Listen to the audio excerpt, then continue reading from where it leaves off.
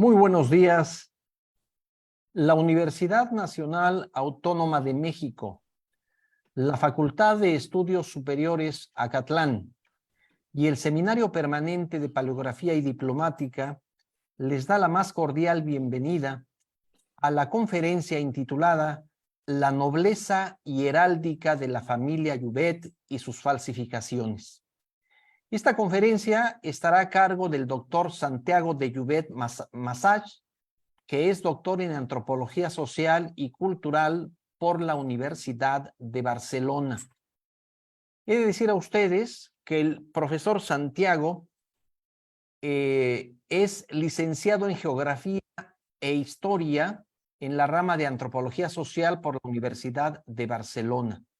Es además doctor en Antropología Social y Cultural por la misma universidad y que obtuvo un diplomado en Genealogía, Heráldica y Derecho Nobiliario por el Consejo Superior de Investigaciones Científicas del Instituto Salazar y Castro de Madrid.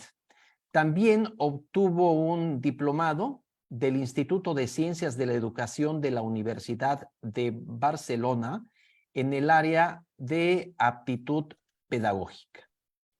Así pues, le cedo la palabra al doctor Santiago Llobet. Bienvenido, profesor.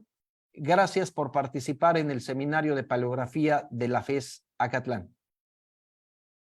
Bueno, en principio yo lo que quería es darle las gracias por la atención que se me tiene para poder explicarme y hablar un poco precisamente de mis temas, de los temas en los cuales he estado trabajando muchos y muchos años. Lo que voy a explicar tiene dos partes. Una que es narrativa, explicando cómo llegué a la conclusión de escribir una historia de mi familia, y después de una parte de esta historia sale lo que será la presentación de los documentos estos falsos y erróneos que quiero presentar y que entonces enseñaré y veremos aquí todos que tiene una paleografía evidentemente que no se parece en nada a la que acabamos de ver en la clase esa magistral que nos ha dado el señor Miguel Ángel Cerón. Mirad, yo en el año 1985 mi padre me dio una maleta en la cual resultó que había 2.500 documentos desde el siglo XII hasta el siglo XX de mi familia. Entonces, claro, esto me atrajo porque, claro, la historia siempre me ha gustado. Me puse a ordenar los documentos, me puse a trabajar, me puse a entender qué significaba cada uno de ellos, y después de 20 años de trabajo, no todo el día, sino a ratos perdidos, más búsquedas en otros archivos, porque claro, había lagunas documentales, conseguí reunir casi unos 4.000 documentos y establecer una historia familiar. Primero esto empezó como un juego para la familia, ¿no? Porque me preguntaba, entonces el día de Navidad les daba un pequeño escrito explicándoles alguna cosita y tal. Pero después me di cuenta que la información que tenía era tan amplia que podía hacer una obra general sobre un tipo de familia que es las familias de hacendados del mundo rural de la provincia de Gerona. Gerona en España está, y esto es importante saberlo, está en el noreste, es frontera con Francia, y entonces siempre ha habido muchos conflictos, sobre todo de guerras, cada vez que España y Francia se han peleado. Después de todo este tiempo, redacté a lo largo de unos 8 años toda la obra, que se reparte en 3 volúmenes y casi 1.400 páginas de escritura. El primer volumen habla son unas notas generales, hablan de temas genealógicos, hablo de los herederos de la familia que iban heredando el patrimonio. Esto desde un tiempo muy temprano. ¿Por qué? Porque los primeros datos que encontré de 3 generaciones eran del año 1125 al año 1182.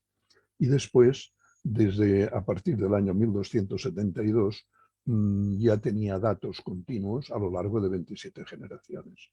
Esto, claro, me ha permitido analizar los fenómenos sociales, tanto de, no sé, cómo se vivía, cómo se moría, cómo se alimentaban, qué vestían, qué problemas tenían, cómo aumentaban o vendían el patrimonio, cómo invertían sus dineros, cómo colocaban a los hijos en la iglesia como sacerdotes, bueno, etcétera, hablando un poco de todo. En este primer volumen, la primera parte, el primer capítulo, habla de estas notas generales sobre la familia.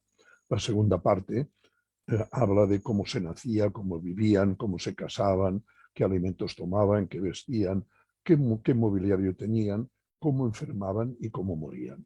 El segundo volumen habla de dos temas importantes. Uno es la religiosidad y otro es la formación y gestión del patrimonio.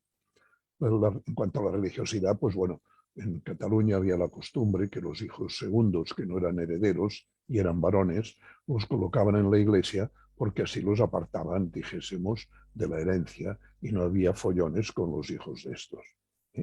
Bueno, de todas maneras, el acceso al sacerdocio pues también conlleva pues la querencia por ciertos cultos familiares, la construcción de la iglesia, la colocación de los bancos dentro de la iglesia como un estatus social, etcétera, etcétera.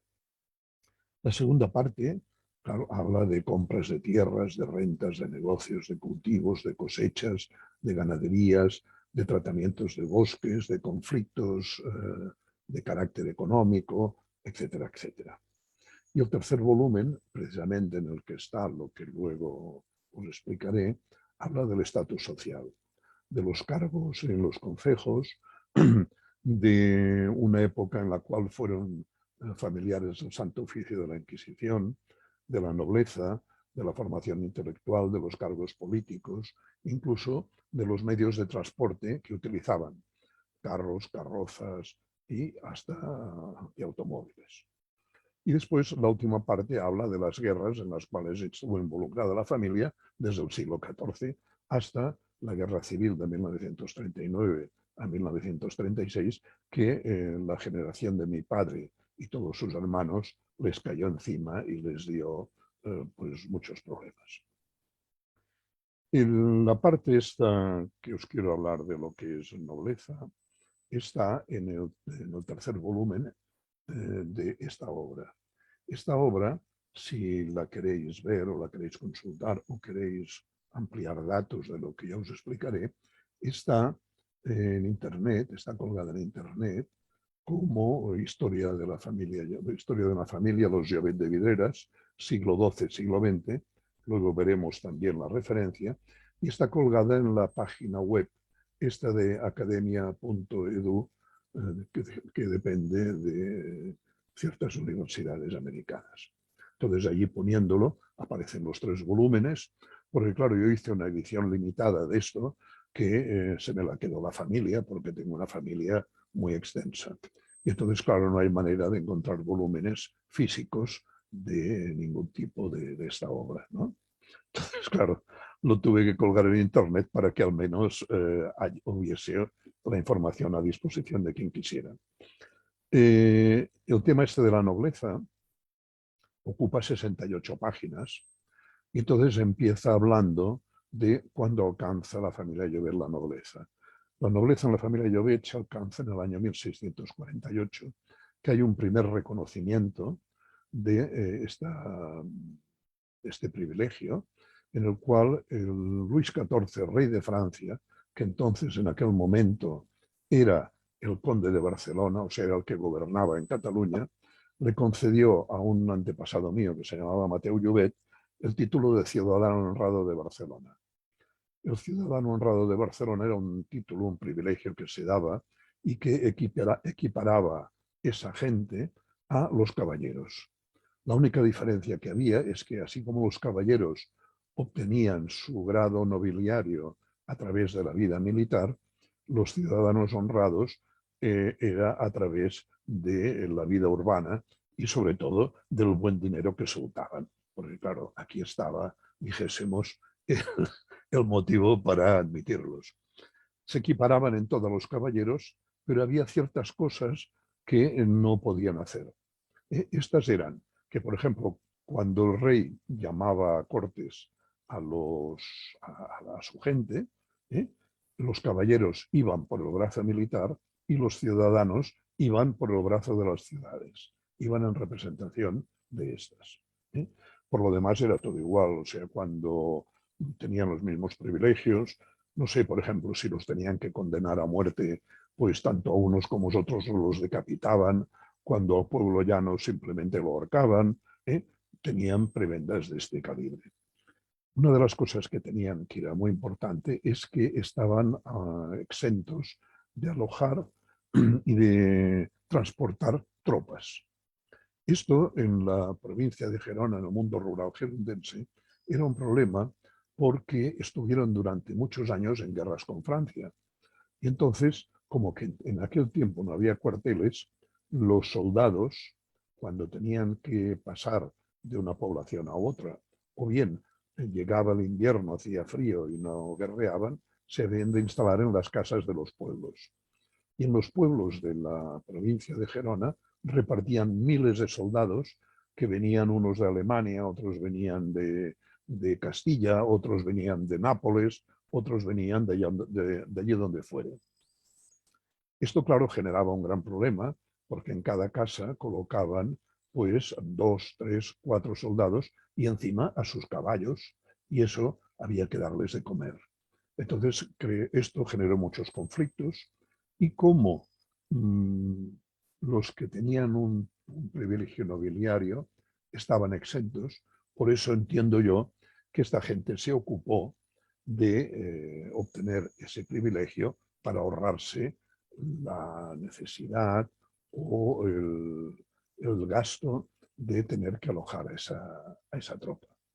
Sí que tenían otro cargo, que a veces era más complicado, que evidentemente como que eran las élites de un pueblo o de varios pueblos, cuando venían viajeros de importancia, por ejemplo, hijos de reyes, príncipes, duques, marqueses, los tenían que alojar en sus casas. Pero bueno, esto a ellos también les convenía, porque en definitiva eran relaciones sociales que establecían y redundaba a la larga en beneficio de ellos. De esta manera, pues mira, fueron naciendo, fueron pasando los años y llegó un momento en que estas élites del mundo rural, todo el mundo sabía quiénes eran en toda la provincia y entonces no necesitaban manifestar o expresar su nobleza porque ya era implícita, todo el mundo los conocía, todo el mundo ya los tenía por tales nobles y los respetaba como a tales. Esto, claro, a medida que fueron pasando los años, llegó un momento que se acabaron las guerras, se hicieron cuarteles, la gente, los soldados se quedaron en los cuarteles en lugar de marear en las poblaciones y poco a poco se fue perdiendo la necesidad de demostrar la nobleza de cara, sobre todo a los militares que venían de paso. ¿Por qué? Porque claro, los militares cuando entraban en un pueblo, lo primero que preguntaban es, a ver, ¿quién está exento? ¿Dónde podemos alojarnos y dónde no? De esta forma, al pasar los años, se fue perdiendo esta sensación, no el respeto ni la consideración de los vecinos, tanto de los pueblos donde habitaban, sino de los pueblos vecinos, e incluso de la, perdón, e incluso de la capital, porque las relaciones sociales eran muy conocidas. La población que debía tener entonces la provincia de Gerona debía ser como mucho de 200 o 300.000 habitantes y las relaciones sociales eran muy, muy permeables y muy conocidas. La familia Llobet primero estuvo en el mundo rural, en la población de Vidreras. Allí tenían un castillo, una especie de castillo, y poco a poco fueron aumentando su patrimonio por 2 o 3 pueblos más, y al final, en el siglo XIX, pasan a vivir a la ciudad de Gerona. En la ciudad de Gerona siguen manteniendo su estatus porque los conocían, pero hacia final de siglo empieza, por un lado, se pierde la necesidad de mostrar nobleza delante de la administración, porque las leyes que implementan el Estado burgués hacen que la nobleza ya no tenga el valor que tenía. Los militares, por ejemplo, para obtener grados de oficial se tenía que ser de la nobleza, ya no es necesario. Los cargos públicos de la administración, los buenos cargos, pues también ya no es necesario que sean para los nobles, y poco a poco esto se va diluyendo. Y quedan, pues, como unos aristócratas, como unos señores muy ricos, con relaciones sociales buenas y todo esto. Pero pasó una cosa, y sucede una cosa, que es que esta gente llega un momento y amplía su relación social y sus matrimonios y se van a Madrid.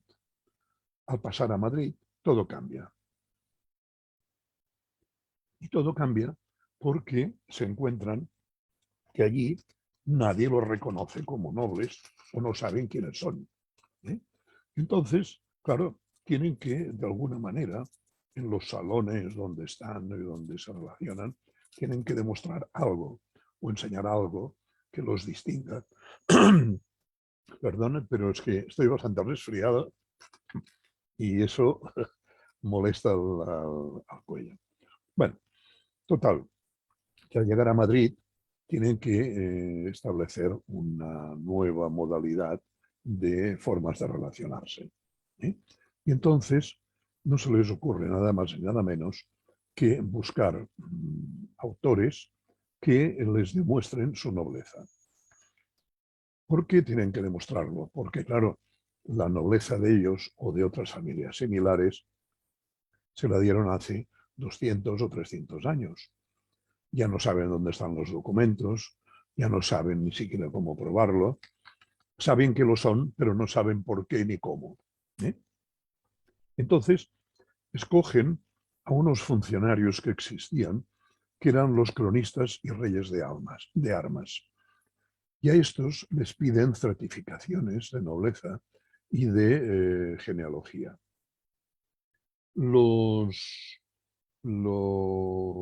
Estos reyes de armas eran unos funcionarios que tenía la Casa Real y tenía la administración española, en la cual cuando a un individuo le daban, por ejemplo, un título nobiliario, pues este señor se ocupaba de dibujarles un escudo de armas y certificar que este escudo de armas pasaría a ser el suyo en el futuro y en las generaciones siguientes. Este tipo de funcionarios ha existido en toda Europa y ahora actualmente en el único lugar en el cual tienen un peso específico importantísimo aún es en Inglaterra.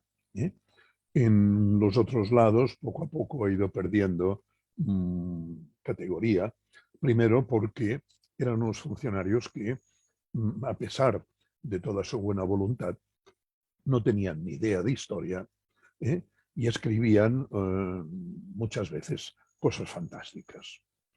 Entonces, dentro de este ámbito, no sé, los funcionarios estos que existían desde el siglo XVII, en el siglo XVIII en Madrid, se convierten en unos individuos que en realidad lo que hacen son escritos de alabanza, escritos fantásticos, escritos que no tienen una base científica histórica y que dejan mucho que desear. Eso sí, son muy bonitos. Y ahora, para que veáis esos documentos, voy a compartiros la pantalla y veréis los documentos que os quiero enseñar para que tengáis, a ver si lo encuentro, ¿dónde está esto? Aquí. Vale.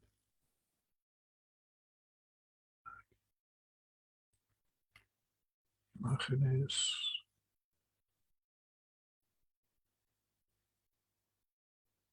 Os lo voy a aumentar para que lo veáis lo mejor posible.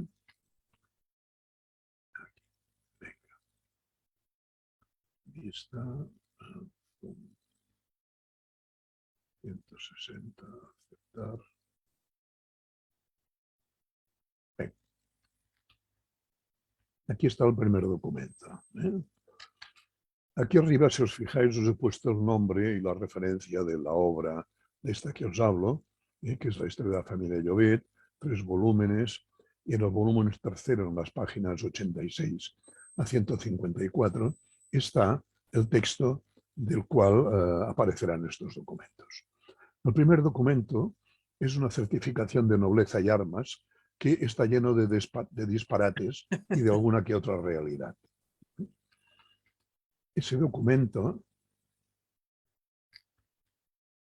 empieza así, esta es la primera página de esto, ya lo veis, pone Real Despacho Confirmatorio de Nobleza y Armas, que por su línea paterna y materna corresponde a la ilustre señora doña Dolores de Llobet y de Parés en Madrid en el año 1877.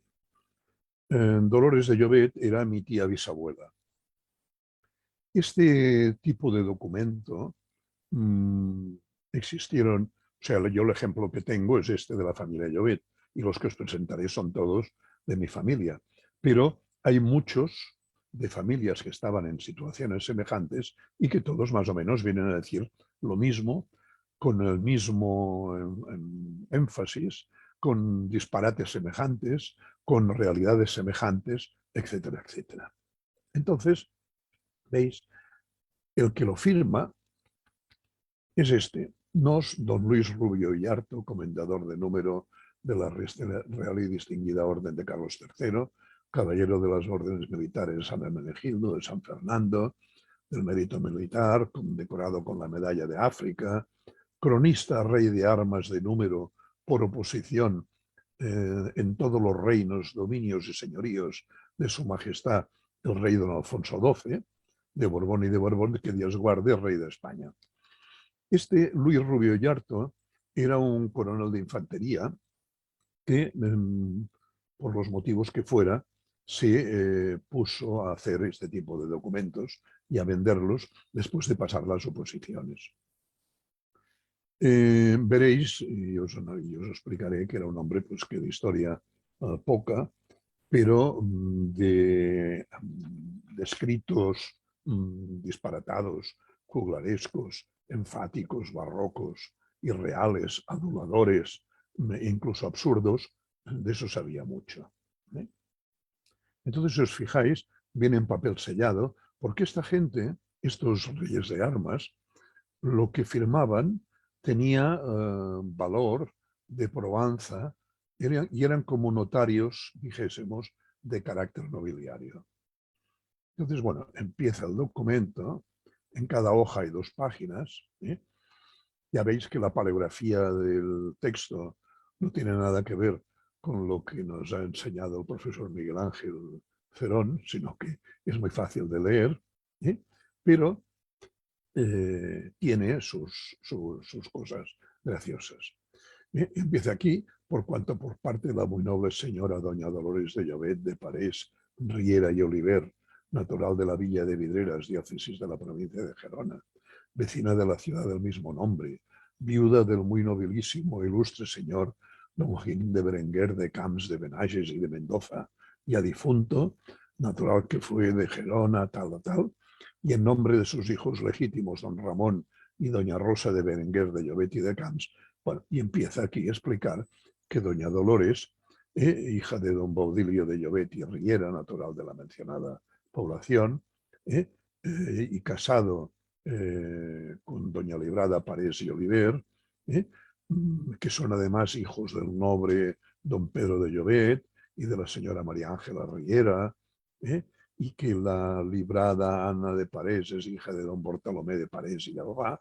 Bueno, va explicando un poco la relación de parentesco hasta más o menos los abuelos. Y entonces dice que, claro, como que le han pedido que haga una certificación de armas y de genealogía, pues él la escribe, ¿no? Entonces, bueno, sigue tal, y aquí dice, certificamos a las justicias de su majestad católica, tribunales y todos cualesquiera jueces civiles como militares y papapam, papapam, papapam. O sea, advierte a todo el mundo que lo que va a firmar tiene un valor probatorio y, dijésemos, notarial. Entonces se empieza con un exordio, en el cual hace una primera introducción que el lenguaje es fantástico. Fijaos, dice, notable y maravillosa prerrogativa fue, según opinión de los más eruditos, la que por gracia del Altísimo obtuvieron algunos de los más excelentes linajes, el nacer de preclaro y noble origen, desterrando las confusas tinieblas de la ignorancia y amaneciendo al mundo con la radiante luz que generosos progenitores, transfigurándose lo heroico y elevado de la sangre como el perfectísimo de las costumbres. O sea, empieza así ya con tal. ¿Por qué escribían de esta manera? Evidentemente, primero para alabar. Y después, porque claro, cuantas más páginas llenaban, aunque fuese de disparates, más cobraban. Entonces, pues claro, sigue, por ejemplo, nadie duda ser la nobleza un esplendor adquirido por causa singular de un primero a quien la providencia quiso hacer venerable y conocido sobre el ser común de las demás personas, dándole una virtud heroica y haciéndole casi inmortal, por cuya razón aquellos maravillosos oradores alababan y engrandecían las hazañas de los grandes y famosos capitanes. Bueno, y así va diciendo, venga y venga y venga. Aquí se va a la República Romana, o sea, se hunde en el pasado. Después continúa con Don Pelayo. Don Pelayo fue no sé si lo sabéis por la historia de España, fue un primer reyezuelo, cacique o militar, vete a saber lo que se rebeló en el año 800 contra la invasión de los árabes en las montañas de Asturias, por allí por el norte de España, y ganó una batallita contra 4, pero claro, ha pasado como el primer gran rey de España, sobre todo en esa historia romántica del siglo XIX, en la cual se necesitaban leyendas fundacionales, y esta, Don Pelayo, es una de ellas. Bueno, entonces empieza a hablar de los Llobet, y de los Llobet que él sabe que han existido y que han hecho cosas en función de las cuales se los reconoce como nobles y tal. Bueno, aquí va diciendo también tonterías, y entonces basa sus elogios, dice, se ocupan con grandes elogios los historiadores y genealogistas, entre ellos don Lorenzo de Padilla en el libro titulado Linajes Originales de Cataluña, folio 229. Bueno, este libro no existe, ni ha existido nunca. Después se basa en Ambrosio de Morales en su Nobleza de Cataluña, al folio 138. Ambrosio de Morales era un sacerdote que en el siglo XV escribió una historia de España, pero evidentemente no habla nada de los Llobet, ni habla nada de Cataluña. Tened en cuenta una cosa, España es un estado completo o un estado común a partir de principios del siglo XVIII. Antes estaba dividido en reinos, el reino de Castilla y León, el reino de Murcia, el reino de Valencia, el reino de Aragón, los condados catalanes, el reino de Granada, etcétera, etcétera. Cada uno tenía sus leyes, cada uno tenía a pesar de que tenían un rey común, cada uno tenía sus leyes, sus estructuras y tal. Incluso entre estos reinos existían aduanas, o sea, las mercancías, cuando pasaban de un reino a otro, tenían que pagar derechos. Bueno, sigamos aquí con estas cosas. Después dice, el abad Juan Martínez en su historia de San Juan de la Peña. Este abad no se llamaba Juan Martínez, sino que se llamaba Juan Briz Martínez. Y tiene una historia, efectivamente, de la historia de antigüedad de San Juan de la Peña, de la cual está escrita en el siglo XVII, de la cual yo tengo un ejemplar. Entonces miren el capítulo 30 y en el folio 102, y en el capítulo 30 habla de Carlomagno. Y en el folio 102 lo que está explicando es que el monasterio este de San Juan de la Peña, que estaba en las montañas del Pirineo, en la provincia de Huesca, lo llevan pues monjes benedictinos. O sea, nada. Después habla de un tal Zurita y en sus índices.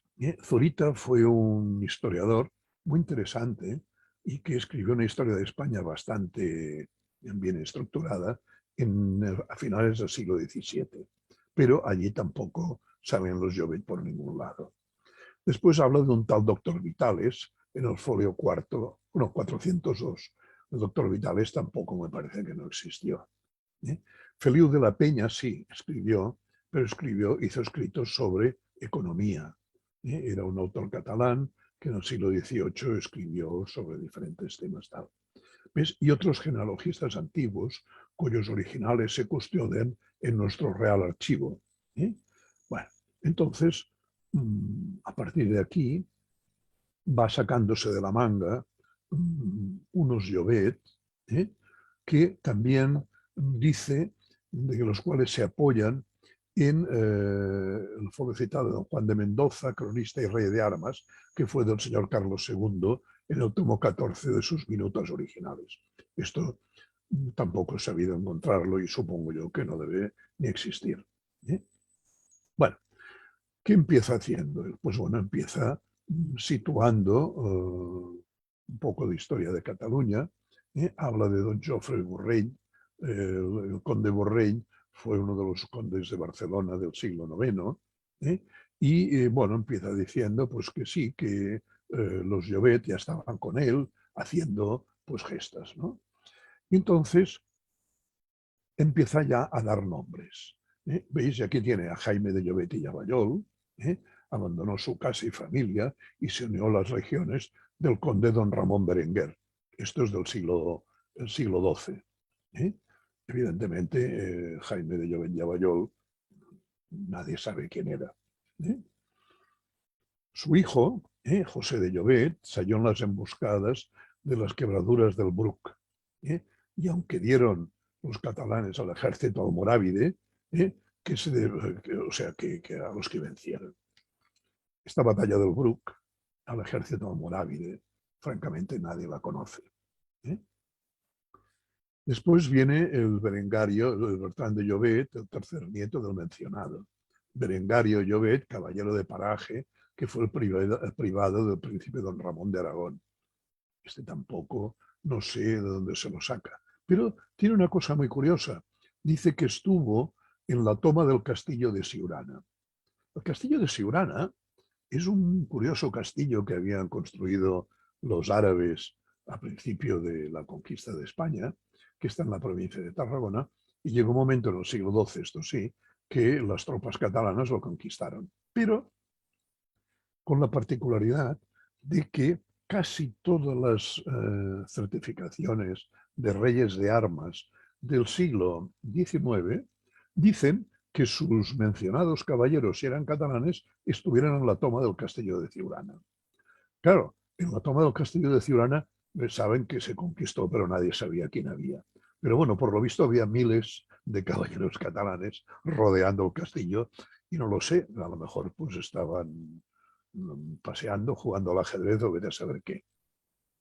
Después habla de Guillem Llobet, que estuvo en la toma del castillo de Bolea.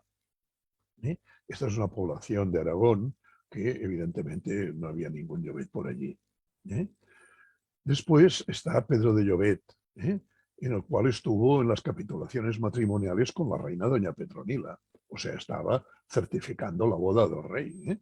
Vamos viendo que los Llobet, si los reyes no tenían un Llobet al lado, la cosa no iba bien. Entonces, bueno, sigue con sus fantasías. Y entonces, pues bueno, habla de Bernardo de Llobet. El apellido Llobet pasaron a la conquista del reino de Valencia bajo las gloriosas banderas del rey don Jaime I, denominado conquistador, y de ellas entre ellos estaba Bernardo de Llobet, natural de Gerona, en unión de su deudo Jaime Mataró Llobet, soldado de gran fortuna, natural de Lérida. O sea, resulta que los que son de un lado y son de otro, los junta y tal, ¿no? O sea, esta certificación es, si es que hay algo de cierto de aquí, es como si hubiese cogido, pues no sé, la familia Martínez, los hubiese reunido a los que le convenían y a partir de aquí hubiese construido un relato pomposo, absurdo, lleno de alabanzas y tal. ¿Eh? Y así continúa. Jorge Llobet, que lo hace canónigo de la Iglesia de Barcelona, Juan Bautista Llobet, que está en los privilegios que concedió el rey y el príncipe don Sancho a los mallorquines, un tal Fernando de Llobet, que estuvo, parece que es en las guerras de Castilla, sí, y también en Cerdeña, en Francisco de Llobet, que en 1343 prestó juramento de homenaje al rey don Pedro de Aragón. Bueno, va soltando muchas cosas. Francisco de Llobet, capitán de los ejércitos españoles, otro Pedro, otro José, y se va llenando la boca de palabras. Pero llega un momento que empieza a hablar de cosas que sí que son verdad. Y es cuando llega aquí. Dice que doña Dolores de Llobet es descendiente del noble don Francisco de Asís de Llobet, natural de Vidreras, el cual casa con doña Catalina Gilibert. Esto es verdad. El siguiente, su hijo, que también se llamaba Francisco, se casa con doña Margarita Teixidó, que era hija de una familia muy importante de la población de Pineda. Y después viene como hijo suyo a Pedro de Llobet y Teixidó, que es el padre de mi tatarabuelo y era el abuelo de la librada Parés, la Dolores Llobet, a la cual le hacen la certificación. Bueno, sigue, y este tiene a don Baudilio Llobet y Riera, que este es mi tatarabuelo y también era el padre de Dolores, que, bueno, este señor pues era, no sé, era el presidente de la Cámara de Diputados de Gerona, era un hacendado y tal, y era el segundo contribuyente más importante por su patrimonio de toda la provincia de Gerona. Entonces, bueno, llega a la noble e ilustre señora doña Dolores de Llobet y Parés, que es la que paga el certificado este. Entonces habla que es hijo del señor, que su marido es hijo de don Juan, don Buenaventura de Benages, de Berenguer y de Benages, y de Concepción de Camps y de Mendoza, que estos son de la familia del marqués de Camps, etcétera, etcétera. Bueno, y entonces llega un momento que, como que ya ha demostrado que hay unos Llobets legendarios y hay 4 generaciones de Llobets reales, ya tiene suficiente para emitir un dictamen y establecer un escudo de armas. Entonces le da a la familia Llobet este escudo de armas, que es sobre un campo de oro, un lobo pasante. Pensad que es un lobo porque Llobet en catalán significa lobezno, o sea, la raíz viene del lobo y establece pues un escudo parlante porque es los más fáciles de todos. Y entonces mete toda esta bordura alrededor. Cuando ya tiene estos, salta a los parés. Y en los parés vuelve a soltar una cantidad de disparates fenomenal. Entonces, aquí empieza a hablar de que la familia Paret o Parés, que eran de Lloret de Mar, también estaban con el rey Jaime de Aragón. Hay un tal Guillem Parets, pues varios hermanos suyos también acudieron a la conquista y al repartimiento de las tierras de algunas villas de Valencia. Sigue con Pedro de Parés y tal. Bueno, va hablando de los Parés. Pero hay un Ramón de Parés religioso carmelita, pero lo que sí que es cierto es que, y lo que yo he podido averiguar, es que los Parés son una familia de pescadores en el siglo XVII, que en el siglo XVIII, a la que se permite a los catalanes el comerciar con América, como que eran muy hábiles, empiezan a construir bergantines goletas y empiezan a comerciar con América. Sobre todo van mucho a Cuba, donde llevan aguardiente, pasan luego, o sea, después de pasar por La Habana, normalmente van a Veracruz, donde también venden sus mercancías, y después pasan a Nueva Orleans, donde cargan madera de castaño y regresan a España, porque con la madera de castaño y con la madera de caoba que han comprado en La Habana, suministran por un lado a los fabricantes de muebles por un lado, de muebles así elegantes y bonitos, y con la madera de castaño fabrican los toneleros, los toneles del aguardiente que volverán a vender en el próximo viaje. Con este comercio se enriquecen de una manera extraordinaria. Pensad una cosa, hay muchos casos en los cuales el barco construido, o sea, barcos bergantines goletas de 40 y 50 metros de largo, con 2 o 3 palos y sus velas, en el primer viaje ya pagan el coste del barco, de los beneficios que sacan. O sea, es un comercio extraordinario. Hay otros, en este caso no los parés, pero sí que hay otros navegantes de la costa este que se dedican al comercio de esclavos, que van al África, van al Golfo de Guinea, cargan esclavos y los venden en La Habana. Esto hasta que los ingleses empiezan a perseguirlos y tal. Bueno, lo que sí que es cierto es que llega un momento que empieza a hablar de Parés, de familia Parés, a los que ennoblecen sin serlos, pero que les pone el nombre adecuado. El primero es el don Bartolomé Parés, que se casa con María Reiner. Este era capitán de barco. El hijo se casa con la Margarita Albá. La Margarita Albá era de una familia de hacendados de Lloret de Mar. El hijo, que también se llama Bartolomé, no solo es capitán de barco, sino que también es propietario de barcos, es armador. Y después nace doña Librada Rosa Parés, que es la madre de Dolores de Llobet y Parés. Entonces, esto, pues claro, también tiene que ennoblecerlos. Fijaros que ha escrito muy poquito ha escrito solo 6 páginas de la familia Parés hasta llegar al escudo de armas que les da. Entonces les da sobre un campo de gules una cruz de oro flor de lisada, que es la cruz de Calatrava. Entonces escribe y dibuja el conjunto de lo que es la heráldica que a partir de este momento ha de tener la familia Llobet, que es esta. Perdón. Sí.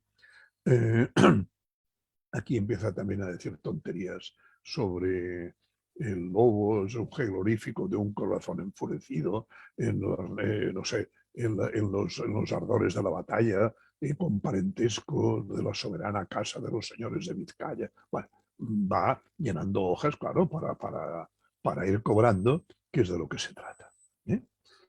Entonces, certifica y legaliza su escrito, pone el sello seco que estaban obligados los reyes de armas a poner y lo legaliza o lo hace legalizar por un par de notarios en Madrid. Si os fijáis, veis, está 20 del mes de mayo del año 1877. Y al final da el escudo ya dibujado en el cual junta el de la familia Llobet y el de la familia Parés. La forma de este escudo es una forma germánica de dibujar los escudos que estuvo de moda en el siglo XIX por aquí, por España. Bueno, entonces esto, doña Dolores de Llobet y Parés, mi tía bisabuela, llegó un momento que a sus hijos quiso que entrasen en una corporación nobiliaria. Y entonces era costumbre, sobre todo en las familias catalanas, no sé por qué razón, que entrasen o ingresasen en la Real Maestranza de Ronda. Para una maestranza es como una escuela de caballería en la cual a los que formaban parte de ella les enseñaban a cabalgar, les enseñaban el uso de las armas, etcétera, etcétera.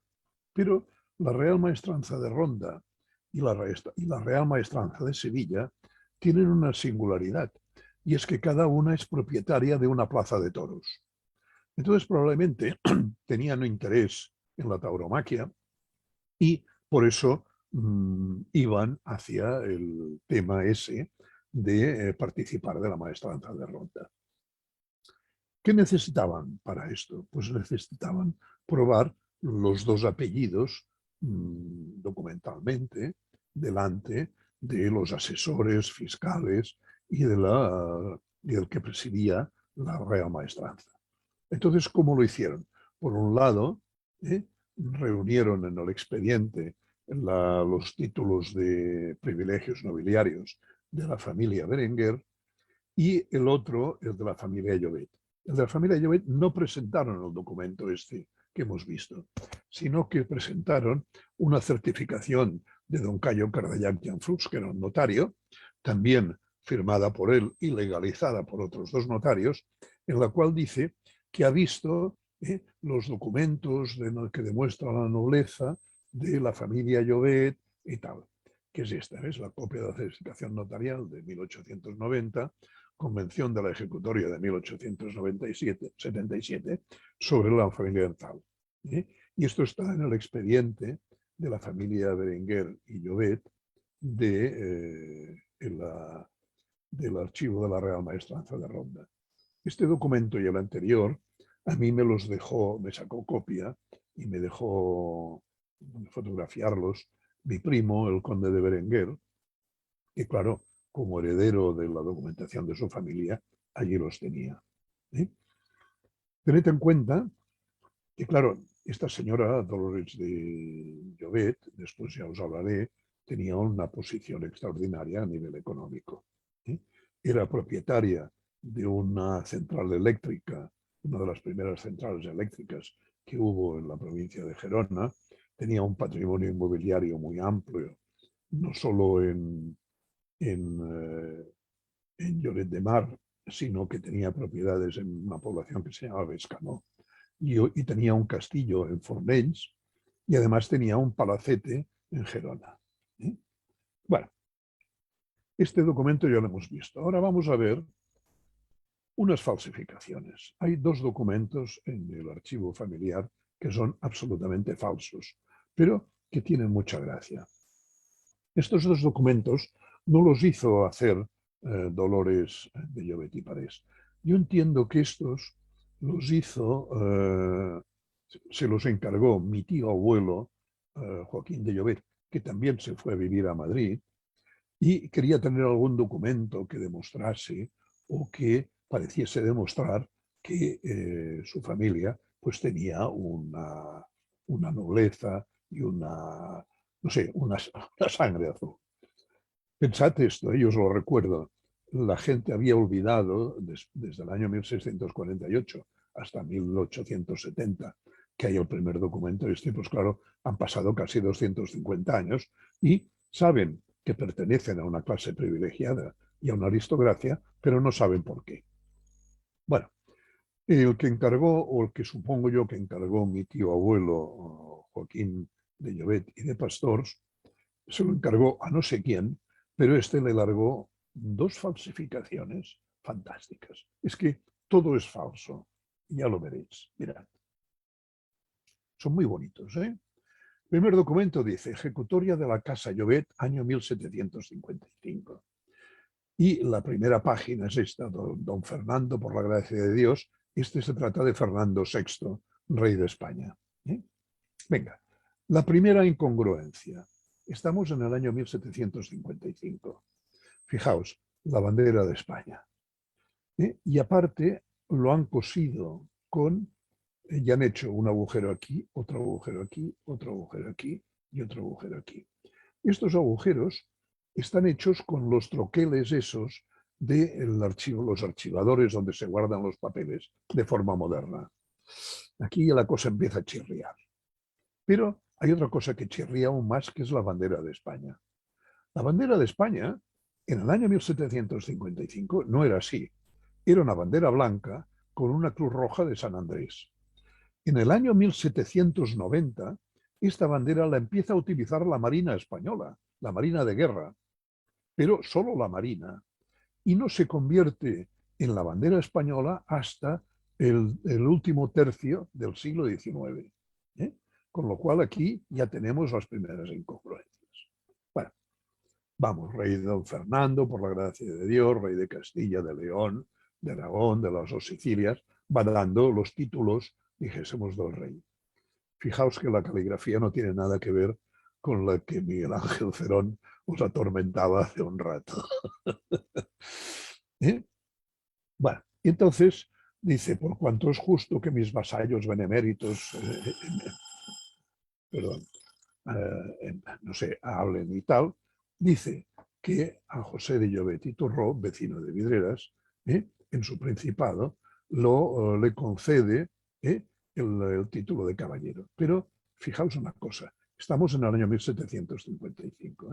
Esto recordadlo porque a propósito de esto viene una falsedad en el segundo documento.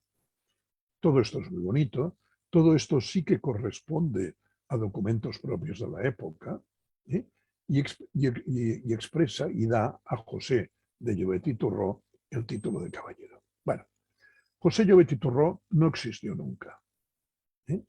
El máximo que existió fue José Llobet Teixidó, que vivió, que en el año 1755 debía tener unos 15 años, con lo cual no podía ser armado caballero. Entonces, copia el escudo de armas que hemos visto en el documento anterior. Este documento, a ver, espera, perdona, esto, un momento que aquí se me van las...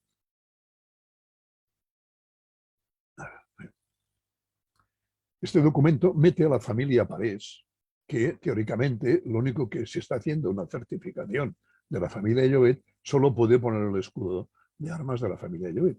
Pero, como que encima no tenía nada de idea de heráldica, se inventa un color heráldica que dice, ¿ves? Dice, un escudo partido en dos cuarteles. Venga, un cuartel y otro cuartel. El primero, en campo de oro, con un lobezno y bordura de bronce y oro. El bronce, como color heráldico, no existe. Es el que color es el negro de esto. Y oro dividida en 18 cuarteles. Esto bien. El segundo campo con la cruz de Calatrava en oro y bordura del mismo metal, como aquí se demuestra. Aquí ya dice la cruz de Calatrava, cuando en realidad el otro está diciendo que es una cruz flordelisada. Claro, esta cruz, dice, hombre, si esto es la cruz de Calatrava, pues este es de Calatrava. Perfecto. Bueno, sigue con el José Llobet y Torró, empieza a decir que en consecuencia a todos los infantes, prelados, duques y marqueses y a todas las autoridades tengan a José Llobet y Torró como caballero y tal, y que por tanto hagan cumplir a favor suyo los privilegios y tal. O sea, todo este texto es correcto. Este texto de aquí también es correcto. La firma, el rey de España siempre firmaba, todos los reyes firmaban yo el rey, no ponían Fernando VI o no sé, o Felipe II, no, ponían yo el rey. Entonces firmaban todos los funcionarios de palacio, amanuenses, a todos los que correspondía el trasladar esto, dijésemos, de un lugar administrativo a otro, hasta comunicárselo al interesado. Entonces llega al final del documento y entonces aquí nos empezamos a encontrar también la otra incongruencia, que es, la palabra está privilegio. La palabra privilegio, esta P, es modernista, no es del siglo XVIII. Es una P que se utiliza, lo otro podría pasar, pero esta P el hombre se equivocó y la hizo modernista. Y después, aquí va hablando que se ha hecho la investidura de caballero y tal y cual, y que el documento original se ha registrado en el libro de privilegios tercio de la Regia Audiencia, en el folio 15. O sea, esto es de la región, de la Audiencia Real que hay en Barcelona en ese tiempo, que hoy en día la documentación está en el archivo de la Corona de Aragón. Bueno, fui a ver, en fin, efectivamente, si en el libro tercero de privilegios existía este privilegio y en el documento y en el folio 15. Y curiosamente, el folio 15 y los siguientes no existían. No estaban, habían desaparecido. Bueno, pero lo que el falsificador este no se dio cuenta es que al final había un índice, ¿eh?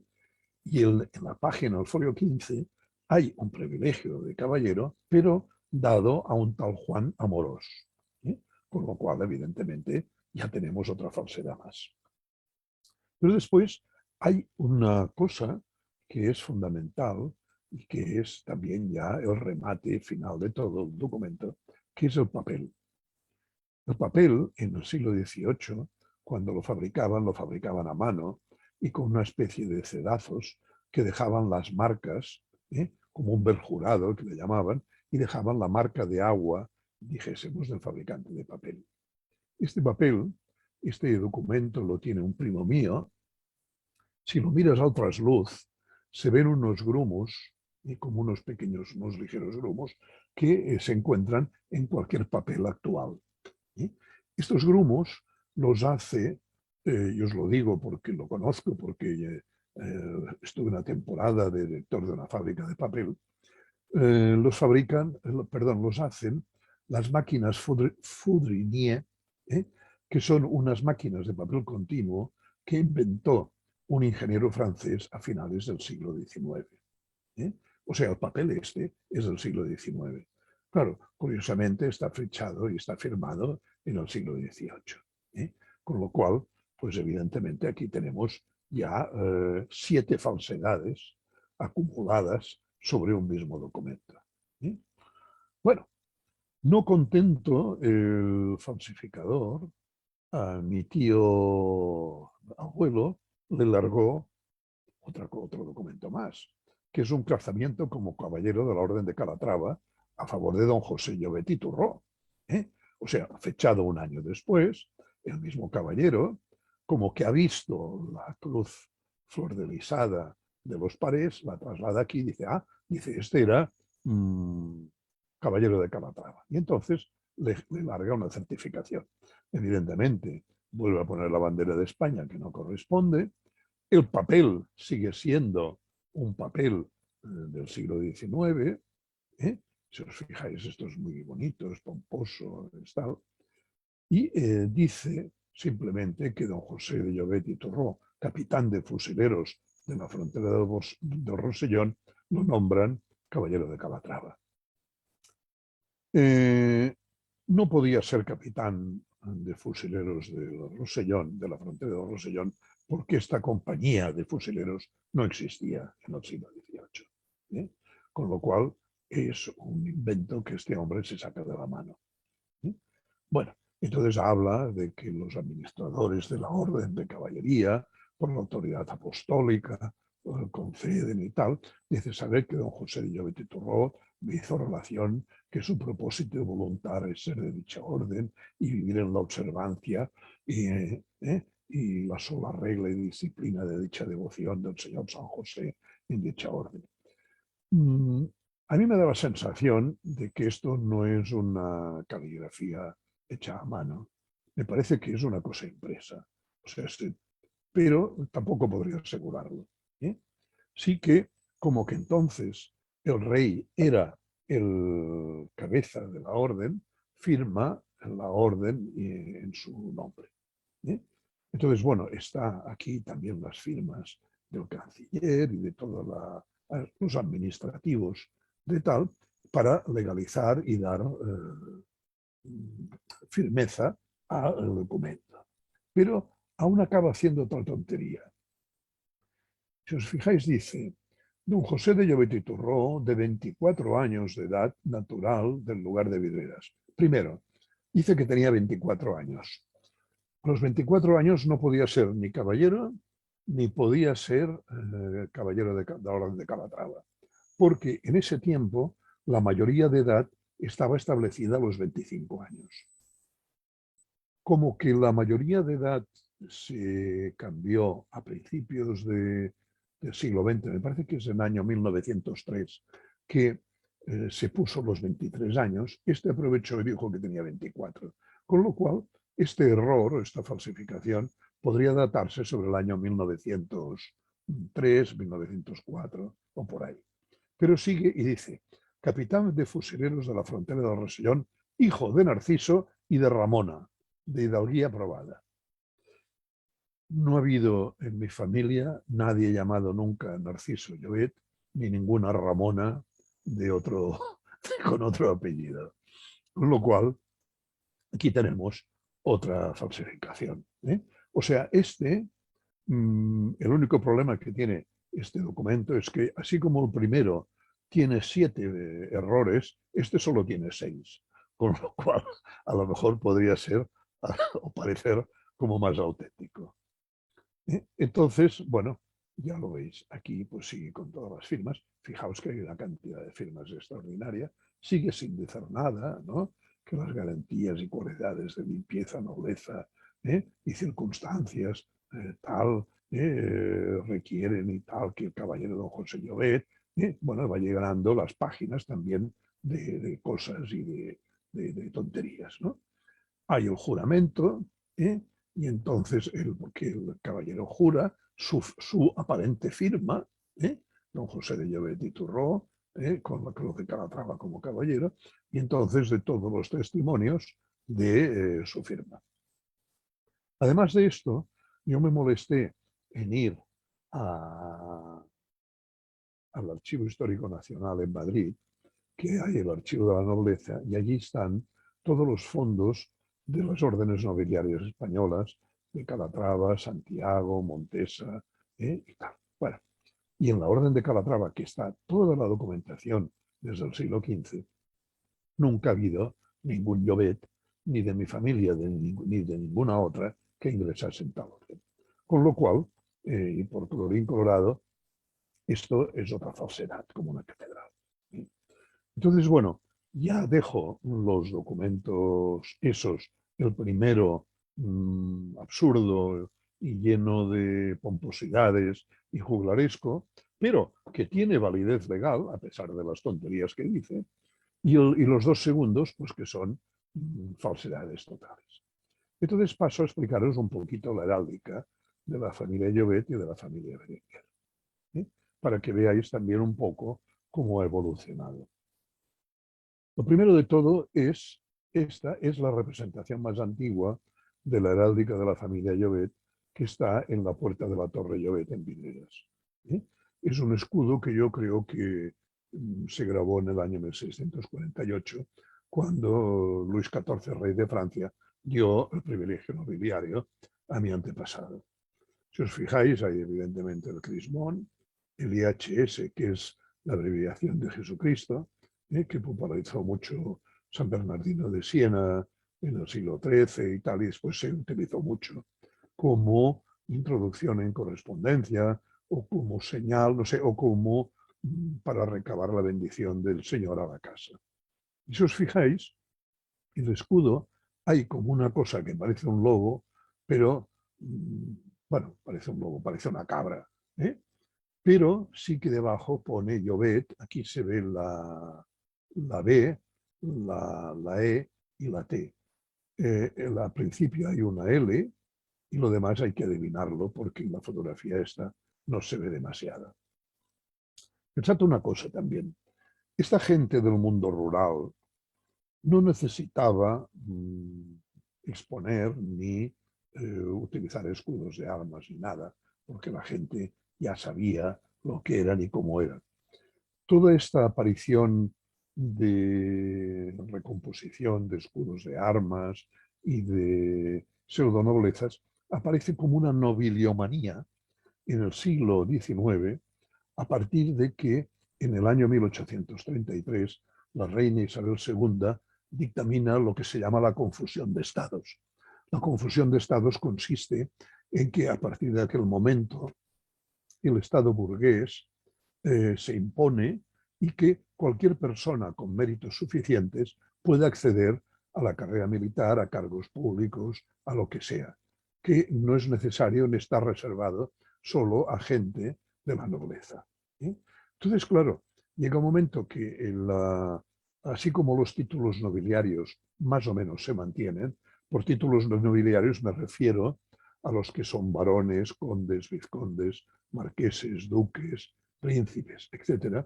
Pero después hay los que tienen privilegios de nobleza, que en Castilla son los hidalgos y en el Reino de Aragón son los infanzones, en Valencia son los ciudadanos y en Cataluña son los caballeros, los generosos y los ciudadanos honrados. Entonces, claro, estos últimos, estos ciudadanos honrados, ciudadanos de Valencia, infanzones e hidalgos, ya como que ya no les hace falta demostrar porque entran en un mundo de competencia con otros, pues van perdiendo un poco la sintonía con lo que habían sido. Pero hacia final de siglo, y sobre todo en las familias adineradas, hay un ataque de nobiliomanía y entonces empiezan otra vez a ponerse escudos de armas, a hacerse estas certificaciones, en muchos casos a ponerse el de antepuesto al apellido. Esto también pasa en mi familia. Mi familia siempre firman como Llobet, pero a partir parece que sí, de mi bisabuelo, impone el de Llobet y bueno, y entonces con esto estamos, ¿no? Venga, este es el certificado que nos dio Rubio Yarto en el año 1877, que teóricamente para la familia Llobet solo sería este costado.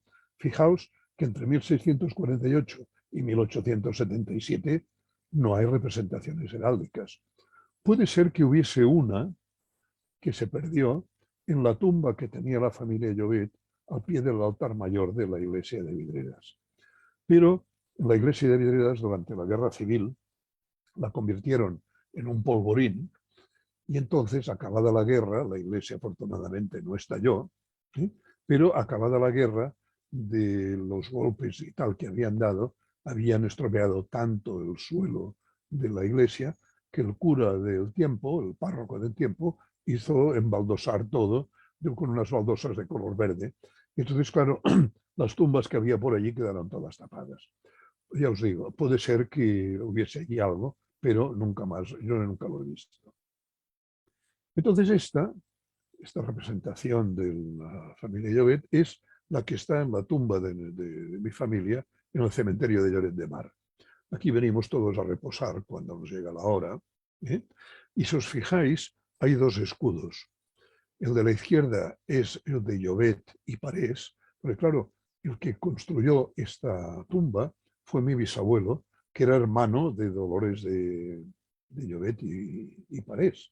¿Eh? Y como él también se llamaba Llobet y Parés, pues puso los dos escudos que le había dado Rubio y Yarto.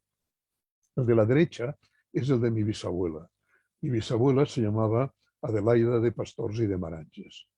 Y venía de una familia de mucho abolengo en la provincia de Gerona, que habían sido herederos de un patrimonio de una familia aún más noble, que eran los Sala.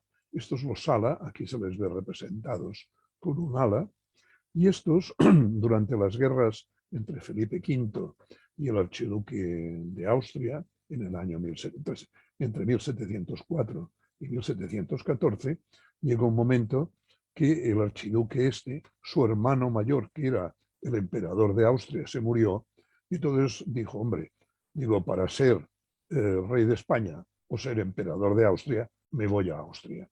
Y entonces dejó su pretensión al reino de España. ¿Qué pasó? Que claro, los partidarios suyos se fueron a Austria.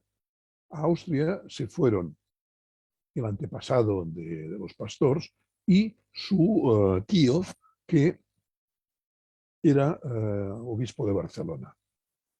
Además de ser obispo de Barcelona, el Papa lo nombró cardenal. Entonces el emperador de Austria, por la fidelidad que habían tenido y porque su sobrino había luchado contra los turcos en Bulgaria y así, le permitió poner las águilas imperiales detrás del escudo de armas. Por eso aparecen estas águilas aquí. Este escudo, ahora lo veréis de una forma mejor, es este, que es el de la familia Pastors. ¿Ves? Está el águila, perdón, está el ala, está el escudo de la familia Pastors, esta es una familia que se llama Canet, estas son los Maranges y estas son los Marimón de los otros apellidos de mi bisabuela. Y esto era el hermano, el heredero, era caballero de la Orden de Carlos III. Esta es la medallita. El escudo este lo tengo yo en casa, está tallado en corcho, encuentro que es muy bonito. Mi padre también me lo dejó en herencia, bueno, y lo guardo como un oro en paño. Y eso que en el Museo del Corcho de Gerona me lo han pedido muchas veces a ver si les hacía donación. Bueno, siguiendo con el escudo de armas de la familia Llobet, aquí os enseño otra representación, que este también lo tengo yo, que son unos botones, unos gemelos para, dijésemos, para los puños de las camisas, ¿no? Este tiene una particularidad muy curiosa. Uno de los dos está mal hecho, ¿eh? Este, el de la derecha, es el que está bien. Fijaos que el yelmo mira hacia el otro lado que miraba el escudo que hemos visto anterior. Pero es que estos escudos montados sobre una piedra ágata se utilizaban para sellar cartas. Entonces, claro, esto al poner el lacre y apretarlo sobre el lacre, daba el dibujo auténtico y bien hecho del escudo de armas. El joyero o grabador que hiciese esto, aquí pensó, mira, pongo uno para cada lado, como que es a cada puño de la camisa, a cada lado le pongo uno. Y claro, se equivocó porque a la que tú pones el sello y sale la representación, el yelmo se va a la derecha, que es lo que tenían las familias bastardas. O sea, en realidad da un toque de bastardía a la familia, a mi familia. Estas son unas representaciones del siglo XIX, perdón, del siglo XX ya. No sé quién hizo esto, pero bueno, le dio por poner lobos por todas partes, ¿eh? Son absolutamente innecesarios, no tiene ningún sentido. Yo creo que esto es alguna cosa que le hicieron a mi padre, porque aquí abajo hay una leyenda que pone Nisi Dominus edificaverit domum, invanum laberaverum quae edificateam, que es el principio del Salmo 127, que a mi padre le gustaba mucho. Y después, esta es la banda y la cruz de San Jorge de los caballeros del Real Estamento de Gerona y de la Cofradía de San Jorge, de la cual en mi familia, desde el siglo XVI, siempre hay algún representante. Este otro es otra fantasía, con el escudo sobre la capa. Esta y es una copia del Gran Memorial del Toisón de Oro, que es un libro que se conserva en la Biblioteca del Arsenal de París del siglo XV. Y yo supongo que esto fue, pues mira, una cosa así para hacer una interpretación decorativa de tal, ¿no? ¿Por qué? Porque claro, la heráldica se pueden hacer muchas cosas, ¿eh? Fijaos, estos lobos, tienen un cierto aire así de Walt Disney, un poco, ¿eh? O sea, no son no tienen un aspecto muy serio estos lobos, pero bueno, aquí están. En fin. Y ahora os quería hablar de la heráldica Berenguer para que veáis cómo transforma al final la María Dolores de Llobet y Parés, casada con Joaquín de Berenguer y de Camps, porque llega a ser condesa. Entonces, bueno, esta es la heráldica de la familia Berenguer, que es del año 1645. Son caballeros en el pueblo de Balaguer de Lérida, llegan a Gerona, se casan con la señorita rica del lugar, que también pertenecía a la pequeña nobleza del lugar, bueno, y van haciendo y aumentando su patrimonio, etcétera, etcétera. Y entonces, a partir de aquí tengo que haceros un pequeño lapsus, y es que Dolores de Llobet y Parés, después de haber colocado a sus hijos en la maestranza de Ronda con aquel primer documento que hemos visto, tuvo más pretensiones, dijésemos, de carácter nobiliario. Entonces esta señora, aparte de sus riquezas y que hacía una vida aristocrática y que tal, una de las cosas en las cuales se apuntó y llegó a ser fue a presidenta de la Sociedad Antiesclavista de Gerona. Esta sociedad antiesclavista fue una sociedad que estructuró el Papa León XIII a través de un cardenal francés que se llamaba Lavigné, y querían contener la avaricia y los crímenes que el rey Leopoldo II estableció y hizo en el Congo belga. El Congo belga, en el siglo XIX, cuando hubo la expansión europea, que todos querían establecer colonias, una de las zonas que correspondió a los belgas, o les dieron las potencias como Inglaterra, Francia o Alemania, fue dejarles entrar en el Congo. El Congo, claro, era una zona muy selvática, no había manera de acceder a ella, pero sabían que era una zona muy rica de minerales, sobre todo de diamantes, esmeraldas y rubíes. Y claro, a Leopoldo II, que además lo tenía como propiedad privada el Congo, o sea, no era del Reino de Bélgica, sino que era de propiedad privada, le interesó mirar de explotar las minas estas. ¿Qué hizo? Pues contrató a Stanley, al explorador Stanley, aquel que había encontrado en el siglo XIX a finales al doctor Livingstone al lado del lago Tanganica, y entonces lo contrató para que abriese un camino ferroviario siguiendo la ribera del río Congo a base de dinamita. Bueno, a base de dinamita efectivamente este lo hizo, pero se calcula que la avaricia del rey y las explosiones del explorador Stanley llevaron a la muerte y al asesinato de unos 2 millones de congoleños. O sea, fue uno de los grandes genocidios del siglo XIX. Bueno, el Papa quiso poner coto a todo esto y entonces montaron estas sociedades antiesclavistas y la Dolores de Llobet fue la presidenta aquí en la región, en Cataluña, y yo supongo que por esto, llegado el momento, se fue a Roma y al Papa León XIII le pidió un condado. Efectivamente, el Papa León XIII la hizo condesa, y la hizo condesa con el apellido de su marido, o sea, la hizo condesa de Berenguer. Y veis, le dio un escudo de armas, si os fijáis aquí pone armas de la condesa Berenguer. O sea, no utilizó ninguna de las armas que había establecido Yarto para su genealogía. Sí que puso las dos de los Berenguer, todo esto de por aquí alrededor no sé qué significa. Este es el escudo de Cataluña y ya está. Y entonces así quedó ese condado en el año 1879, que aún sigue vigente y que lo tiene en estos momentos un primo mío, primo y amigo, porque tenemos muy buena relación con el tal.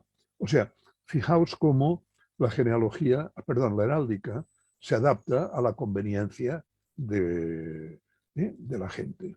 Aquí ves, por ejemplo, le han puesto la corona de condesa, o sea, ya no tiene el yelmo. ¿Por qué? Porque a la que tenías un título nobiliario podías sustituir el yelmo por la corona de tu título.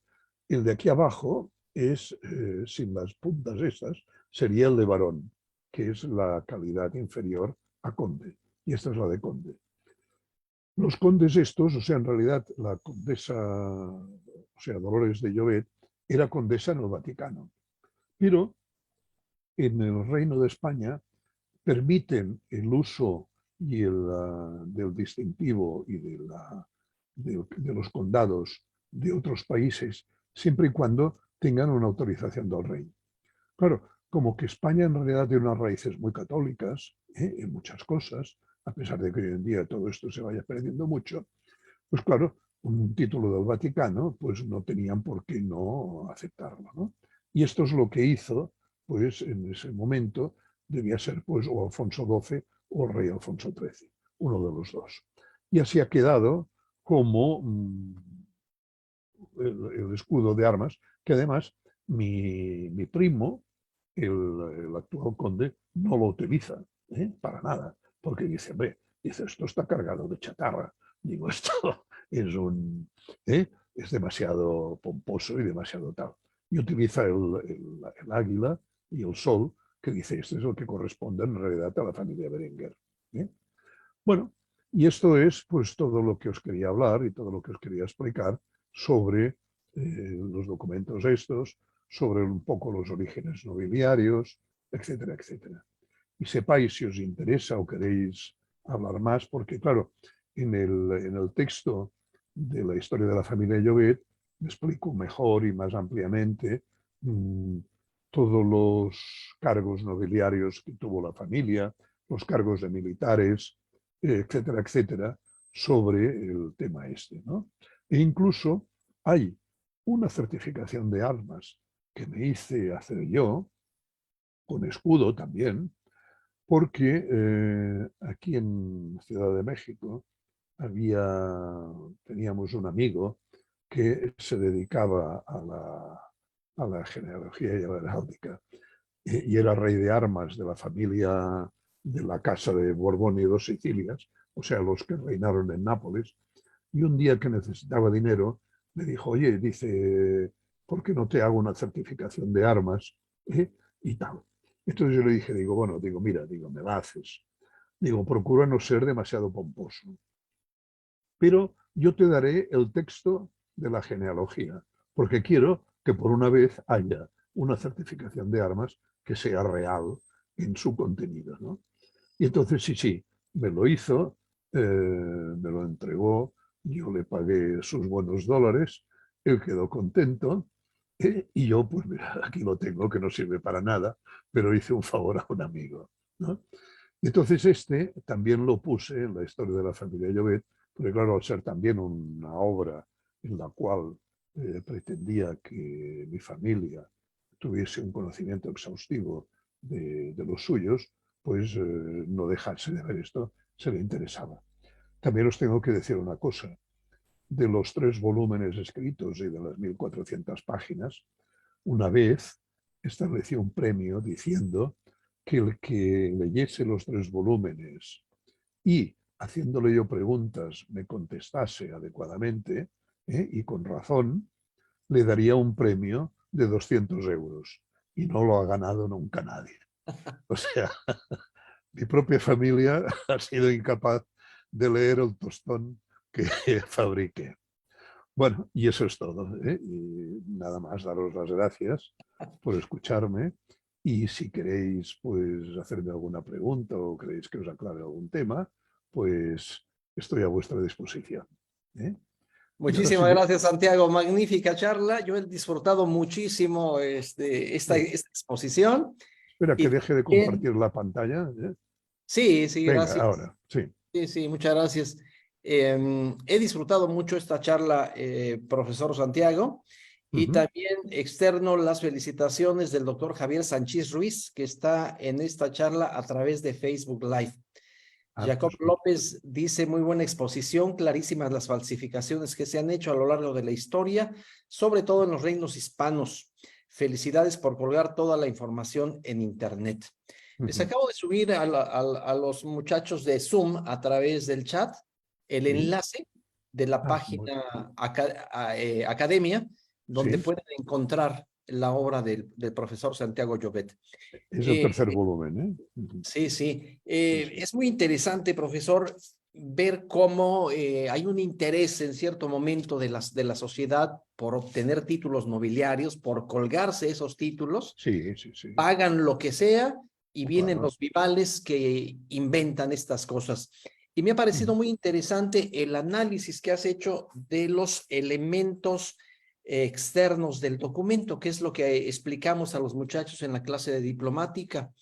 Ujú. A través del análisis de los elementos externos, como son el soporte, el tipo de tinta, el tipo de letra, las filigranas, las Sí, sí, firmas sí. rúbricas, Claro, los claro. signos y sellos, se puede determinar la autenticidad de los objetos escritos. Sí, sí, Y sí, es sí, sí. justamente, profesor, lo que usted ha hecho aquí en este trabajo, al ver Ujú. que, en principio, el soporte con el que está hecho el documento del siglo XVIII pues no es un papel del siglo XVIII, sino es un papel del siglo Claro, XIX. claro, ¿Sí? Que las tintas también no se corresponden, que que los personajes que se mencionan jamás existieron. Y bueno, es un buen ejemplo de estas falsificaciones. He disfrutado mucho esta charla. Muchísimas gracias, profesor. Y quiero ver si de aquí en nada. Zoom tenemos alguna pregunta, muchachos. A ver, Las personas que nos ven a través de Facebook Live, si tuviesen alguna pregunta, alguna inquietud, agradeceremos que la noten ahora. Eh, tengo que añadiros una pequeña cosa, o sea, las falsificaciones en documentos, yo las más antiguas que he visto, las he visto en el siglo XIII. ¿Eh? O sea, ya desde muy antiguo se falsificaban cosas. Una de las grandes falsificaciones que hay aquí en España es los pretendidos orígenes del reino de Aragón a través de un pseudo reino de Sobrarbe, en la Ribagorza, que hay unos pergaminos de ese tiempo, en los cuales habla de todo esto, ¿no? Y son pues, puras y meras invenciones, sobre todo para dar antigüedad. Yo supongo que en aquel tiempo pues también necesitaban de dar un pasado a los textos para, yo qué sé, para a lo mejor conseguir unos privilegios o tener unos argumentos, dijésemos, de mantenimiento de sus ideas o de sus estructuras. Bueno, es cuestión en esto de las falsificaciones de averiguarlo. Estas son muy claras, son muy sencillas, ¿eh? Y claro, también son en documentos muy modernos, ¿eh?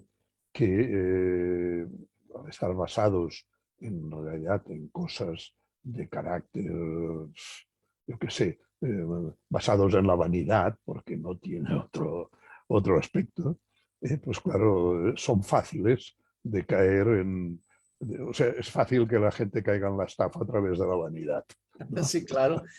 A mí me gustó mucho, profesor, el rigor de usted de ir a corroborar en los archivos y andar buscando la información y darse Ujú. cuenta de que muchos de los personajes que ahí se mencionan, pues son una invención que ni siquiera existieron, ¿no? Y No, los claro. busca usted en los libros y pues en esos libros no hay testimonio alguno de esos personajes, lo que Ujú. corrobora pues, que lo que compraron sus antepasados fue una falsificación y torpeza. Sí, sí. El primero es una historia fantástica y el segundo una falsedad total, un engaño.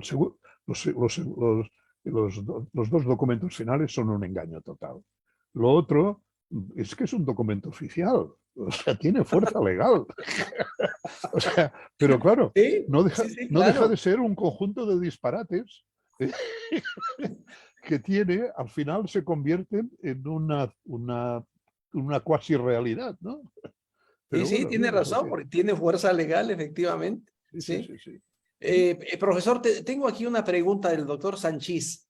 Él Ujú. pregunta si los 3 volúmenes de la historia de su familia se pueden adquirir impresos.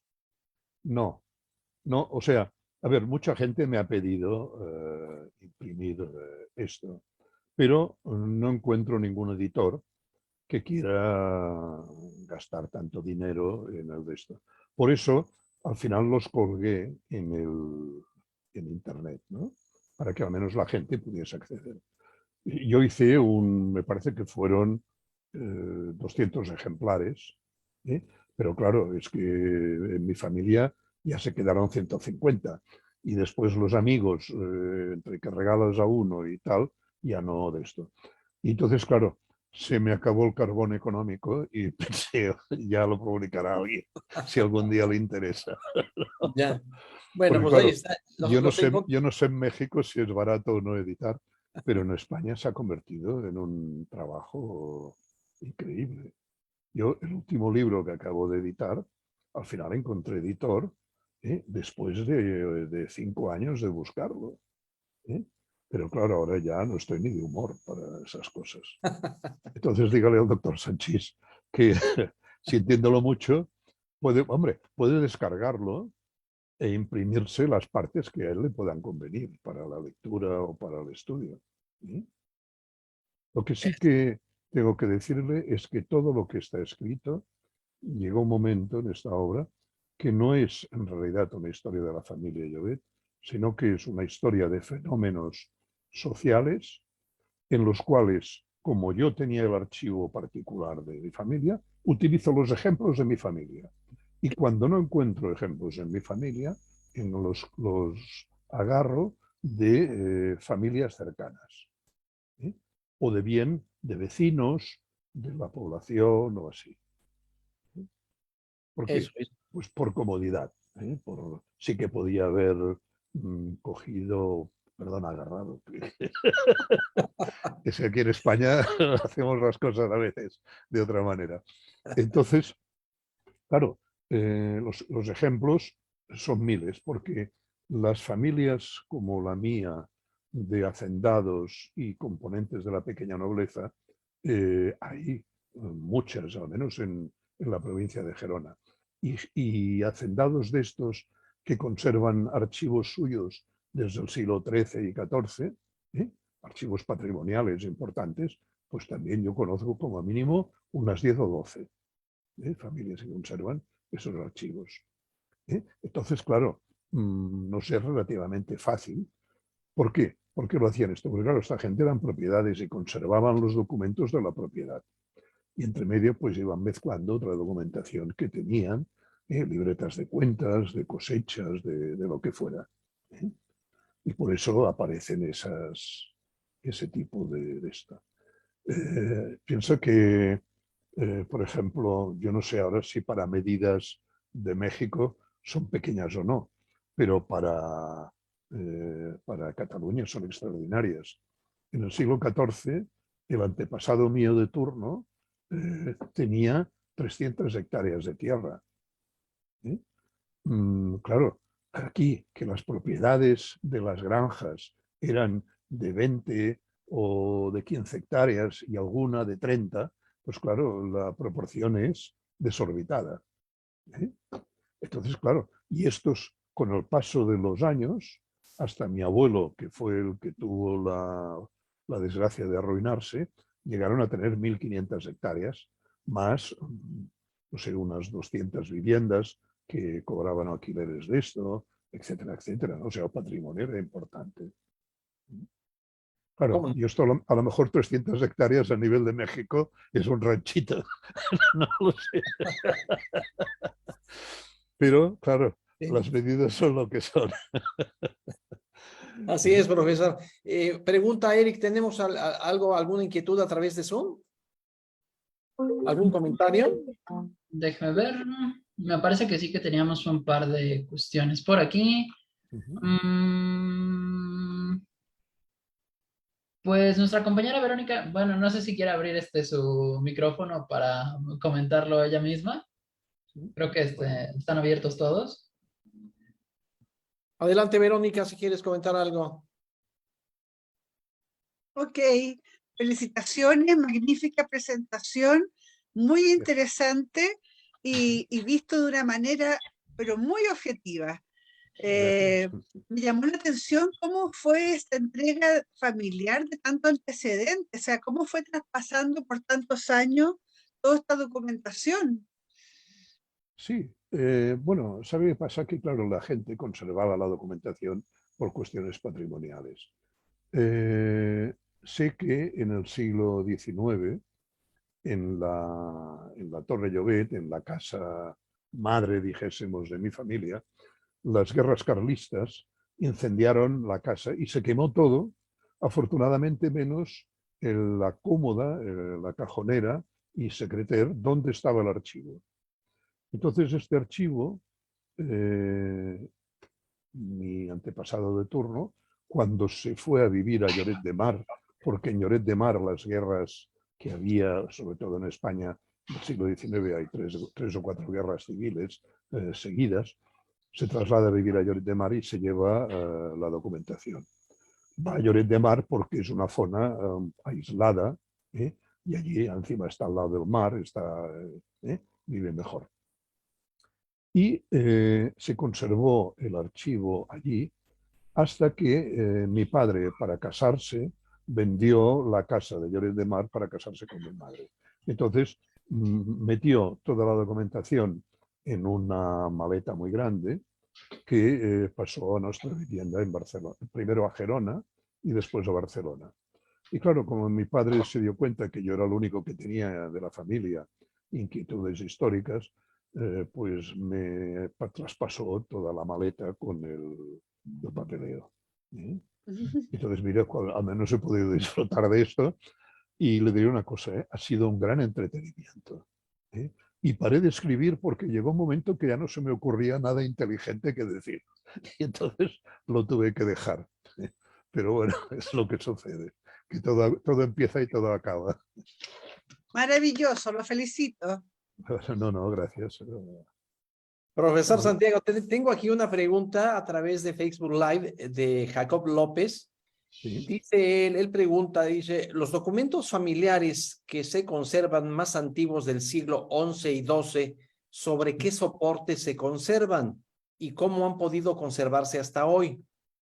Y la otra pregunta, perdón, una pregunta más de Nuri Gómez. Ella pregunta que qué beneficios tienen las personas que poseen esos títulos. Ella se pregunta, ¿hay beneficios como rebajas de impuestos o algo por el estilo? Sí, a ver, sí, contesto las dos. Primero empiezo por la primera. El soporte general de la documentación es sobre pergamino. En realidad, la explosión burocrática, supongo que en España y supongo que en México también, no aparece hasta el siglo XVI.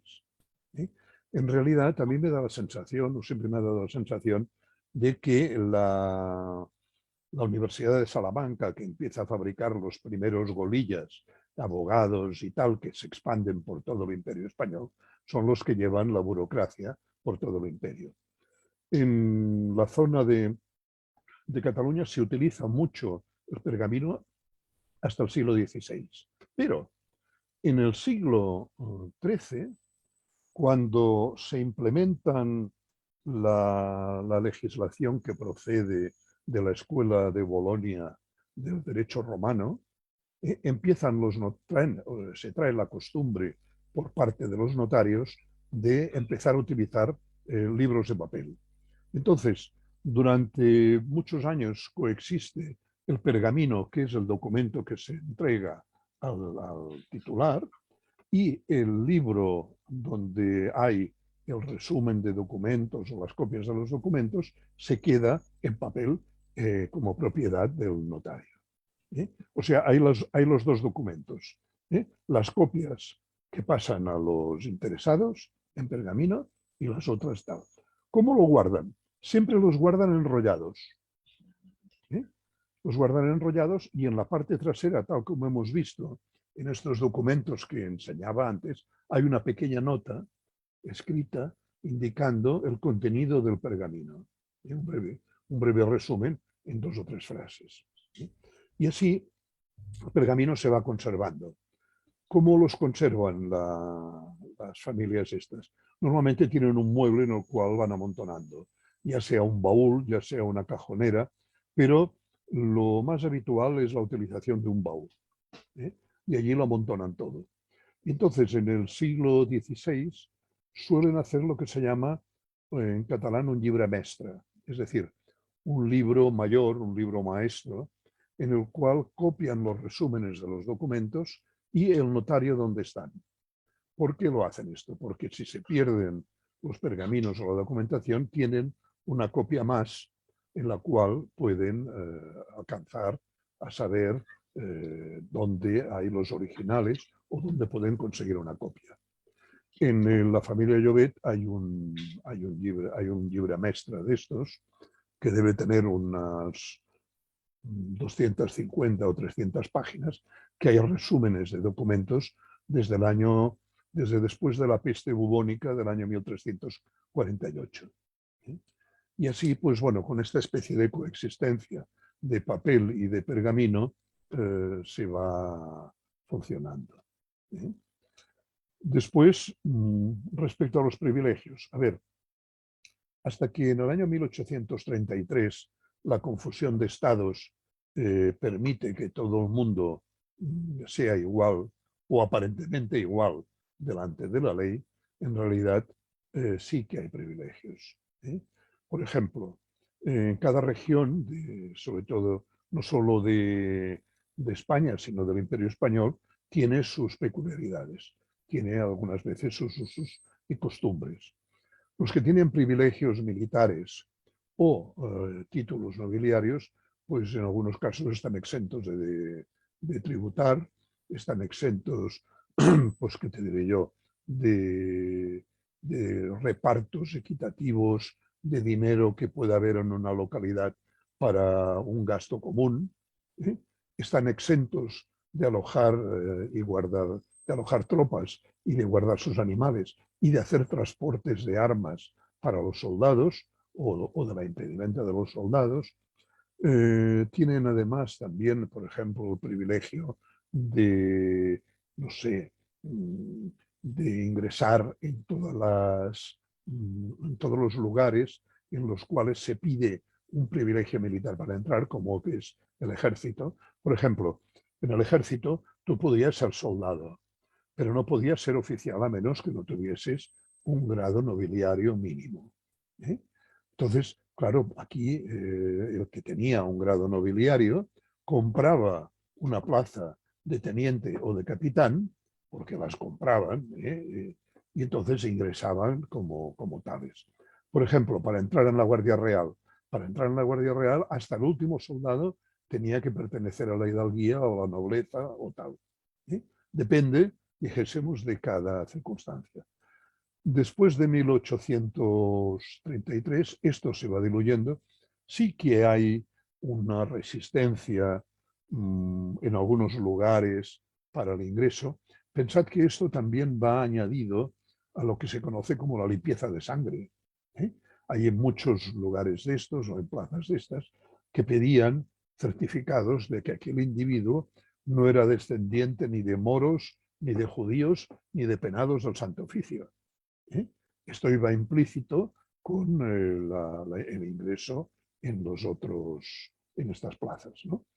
La resistencia de pedir la limpieza de sangre se mantiene más que la del acceso a los cargos, sobre todo a los cargos militares, que son los que más rendimiento dan a las familias. Y más porque, claro, España durante 200, 300 o 400 años siempre tiene alguna que otra guerrita para colocar personal.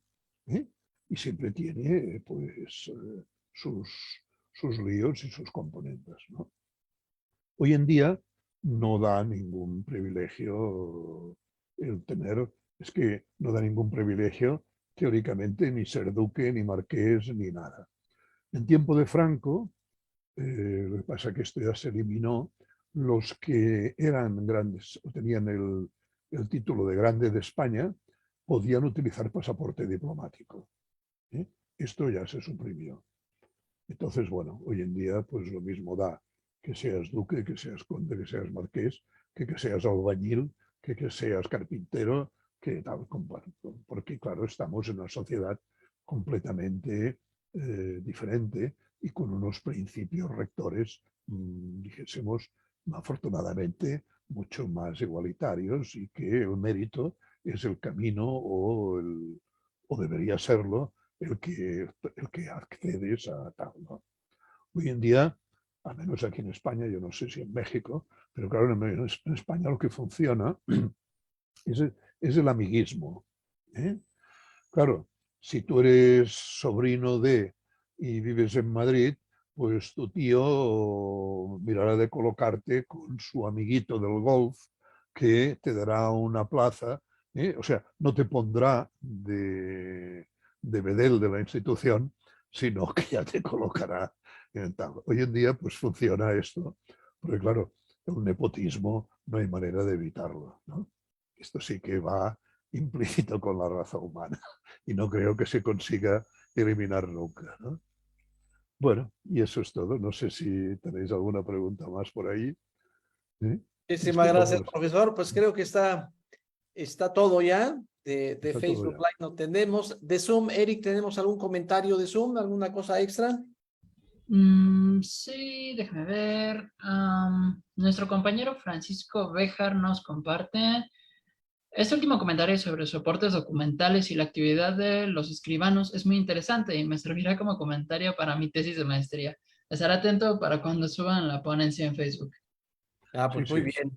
Pues No, sí, esto, material bastante si interesante. quiere ver archivos notariales antiguos sobre papel, en el archivo de la curia fumada, se llama, que es la del obispado de Vic, hay una serie de protocolos notariales en papel desde el siglo XII y no falta ninguno, que según mi entender me parece que es el archivo notarial más completo de toda Europa. A lo mejor en el Vaticano tienen una cosa mejor, ¿eh? Pero así a nivel de tal, porque, claro, las guerras han hecho perder muchas cosas y normalmente la mayoría de archivos notariales empiezan a partir del siglo XVI, XVII, XIV y tal, ¿no? Pero que sepan que los hay de muy antiguos, al menos aquí en Vic, y continuos durante, pues bueno, casi 900 años. ¿Eh? Eso es. Pues muchas gracias, maestro Santiago, por su participación en No, el no. seminario de paleografía de la FES Acatlán. Y en breve yo le haré llegar la constancia correspondiente por su conferencia. También quiero, nuestra colega Verónica quiere decir algo. Adelante, Verónica, te escuchamos. Disculpe, maestro, una cosa chiquitita. Como don Santiago habló de Vic, me acordé Sí. de que hizo yo una presentación, un trabajo sobre un tío tatarabuelo, el obispo de Vic, Francisco de Bellán y Mola. Francisco De Bellán y Mola. Ah, sí, no recuerdo este obispo. Él Porque, claro, reestructuró la iglesia o la catedral de Vic sí, y sí, hizo una capilla a una santa que él le tenía mucha devoción.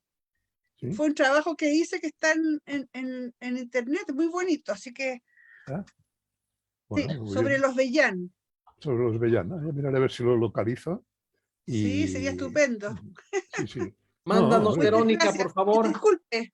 Sí. No, muy bien, Verónica. Mándanos el enlace, por favor, y yo lo publico a través de la página del seminario para que los interesados puedan revisarlo. Ya, Profesor Santiago dice, pregunta Francisco Béjar que cómo puede seguirlo en redes sociales oye, o es cómo que no puede tengo. tener contacto con usted. A ver, es imposible. Yo soy un dinosaurio y un fósil. No, lo máximo que tengo es correo electrónico y nada más. No, además no sabría cómo utilizarlos y tengo un rechazo absurdo, pero propio de la edad y claro, de mi capacidad antidiluviana hacia... Claro, yo soy del mundo analógico aún. Bueno, si no tiene inconveniente, yo le proporciono su correo electrónico a Sí, sí. y ya estarían en contacto. Y Y si tiene alguna consulta. por último, dice el doctor Javier Sanchís, un agrado siempre escuchar a Santiago Llobet, a quien conocí en la casa de los Iturbe en Barcelona. Felicidades. Sí. Bueno, no lo recuerdo, pero si nos conocimos en casa de los Iturbe, hombre, los Iturbes son grandes amigos míos. Mira, el martes tengo que ir a verlos, porque están un poco fastidiadillos, son ya muy mayores, y bueno, ya de esto, pero bueno, ya les daré recuerdos de su parte. Eso es. ¿Eh? Bueno, pues Muy bien. damos por terminada la conferencia del doctor Santiago Llobet y quiero recordarles a todos ustedes que el próximo día 9 y 10 de noviembre estaremos trabajando. Ahí están viendo ya ahí tienen ya la imagen. Estaremos trabajando en esta jornada académica internacional llamada Presencia Canaria en Nueva España, un acercamiento desde la genealogía y la historia del arte. Este es una actividad académica que organiza el Instituto de Investigaciones Históricas, el Instituto de Investigaciones Estéticas, la Facultad de Estudios Superiores Zacatlán, la Sociedad de Estudios Genealógicos y Heráldicos de Canarias y el Archivo General Municipal de Puebla. Vamos a ver si es posible transmitir los eventos a través de la página del seminario. Y bueno, pues yo les tendré al tanto de lo que ahí suceda. Por ese motivo, el próximo viernes 10 de noviembre no tenemos sesión de seminario, pero lo repondremos al siguiente viernes. Bueno, pues muchísimas gracias. Como siempre, la Universidad Nacional Autónoma de México, la Facultad de Estudios Superiores Acatlán y el Seminario de Paleografía y Diplomática de la FES Acatlán agradecen su presencia en este seminario. Que tengan muy buena tarde. Hasta pronto.